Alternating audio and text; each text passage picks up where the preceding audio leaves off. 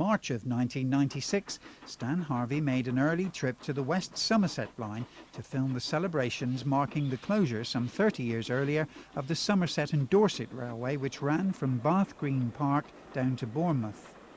On that day, the WSR renamed all the stations for the day and brought in several engines that actually ran on the old line.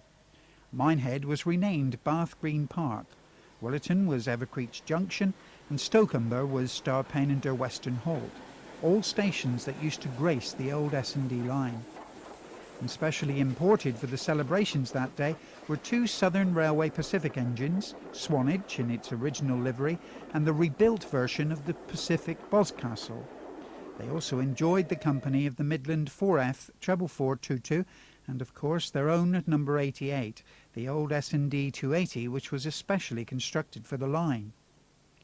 Despite blizzard conditions on the Friday, when it was virtually impossible to capture video images, the next day the weather improved, enabling Stan to record this important record of the celebrations marking the 30th anniversary of the closure of the Somerset and Dorset Railway line from Bath Green Park to Bournemouth.